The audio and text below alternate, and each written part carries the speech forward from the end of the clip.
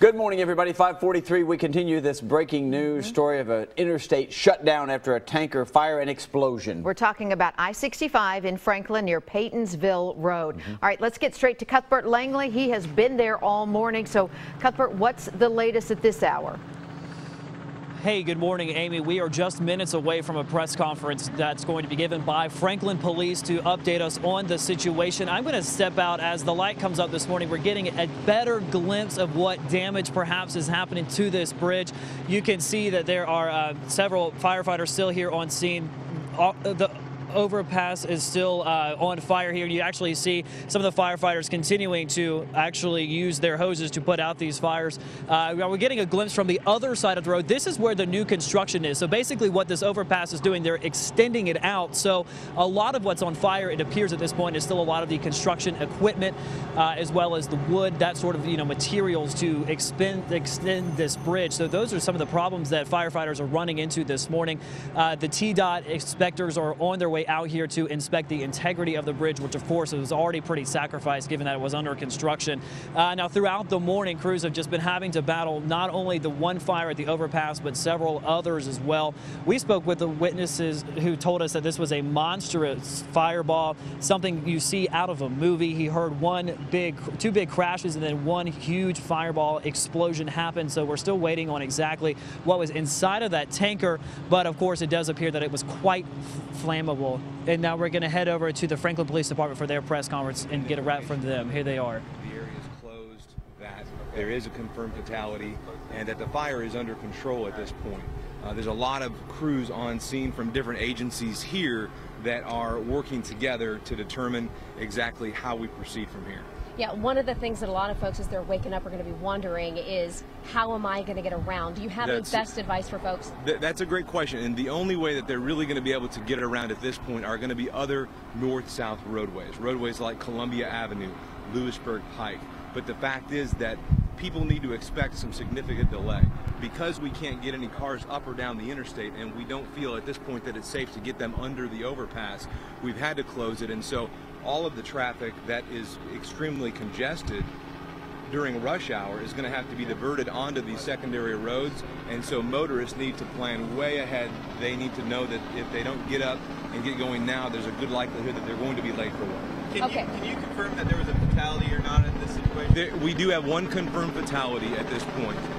We're working to determine if there may or may not have been anyone else in the vehicle, but we do know that at least one person has died. So you're talking about the truck vehicle, not like an additional vehicle involved? We don't know at this point. All I was told from the scene by emergency workers down there is that there is one confirmed fatality.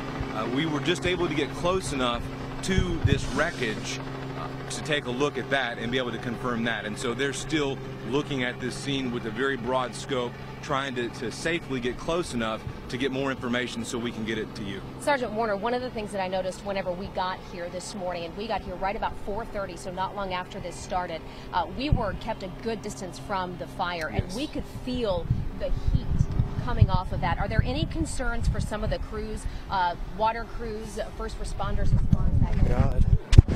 Emergency management people are here along with our firefighter hazmat folks. They know how to let us do our job while they keep us safe. And so we're deferring a lot of these safety questions and issues to them, so emergency workers on the ground down there are able to get close enough to get this contained. Middle Tennessee Electric has just arrived, and they are assessing whether or not the power lines above where this fire was may or may not have been compromised. So there's still a lot of things in the works, and I should have a whole lot more information within the next 45 minutes. Okay, so we can expect to talk to you then. Yes. And in the meantime, just everybody be advised that if you are waking up in this general area or if you have to travel through here, plan some extra time for that. Absolutely. What's the idea on the time frame in which this scene will be cleared, or at least open up the interstate, at least the one-lane interstate? What I was told just prior to coming up here is that this entire area, this entire juncture will be shut down for the foreseeable future. We cannot move vehicles across or under this bridge until engineers are able to determine that it's not been compromised and is actually safe for vehicles to travel over and under. What is the status of the bridge right now? I mean, I understand you have an engineer and we don't know, and that's why they're here. The bridge had to be closed. Emergency responders aren't even traveling over it because of the concern both above and below. I mean, we've got workers below there, so the last thing we're going to do is put any additional weight. We don't want to put anybody traveling on the bridge in danger, and we certainly don't want to put responders that are directly under it at risk. From what you've been able to see, are they letting a lot of this burn itself out? I mean, are they even able to get water on some of it? They have substances, and I'm not exactly sure if it's water or foam, but they do have substances that they're able to contain this fire. You'll see still small fires burning, but that's because they're trying to make sure that none of the substance from in that tanker will be washed into a storm drain. And so the safest thing that they can do is now that the fire danger has passed, they're going to let whatever smaller fires are around that area continue to burn until they can get some water experts to determine if we're going to be washing substances into storm drains. This has been such a big part of the construction, the building, the revitalization here of this town. Just from a local perspective, what does this mean for those efforts? Obviously, it's discouraging, the fact that there is so much construction here. We feel the same travel pains that everyone else does during this improvement. We know that the end result is going to be easier commutes for everyone.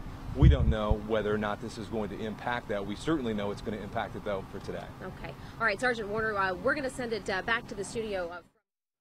All right, you heard Charlie Warner there, the public information officer from the Franklin Police Department, talking about the difficulty for traveling, difficulty for the crews even, because Cuthbert Langley is on the other side of the bridge from where Charlie Warner is, so we've got crews covering both sides of it. But what's important to note, and maybe Greg, our director, could take a shot again of the scene down there. There are two bridges, and you can see this. The bridge that's under construction, the new bridge, is the one you're looking at. That's closest to us, and that is the southbound, I believe, side there of the interstate. The other bridge, the older one, the two-lane bridge, is the one, I believe, just behind it. Now, some of the things we've seen burning, some of the construction materials and some of the plywood as they put the rebar in and do the concrete work on that newer bridge. So it may not actually be the bridge burning, but some of the material for the construction project that was on top of that bridge, and that might give a little bit of hope to the structural integrity of that bridge above the interstate. Yeah, and of course Charlie Warner, the PIO for Franklin Police, said that he is not letting anyone, I mean, they are not going to let any traffic flow obviously on the bridge or below the bridge, because crews are underneath and they don't want to put any more weight on that because they don't know about the integrity of that bridge. But the other important thing he noted here is that we do have a confirmed fatality.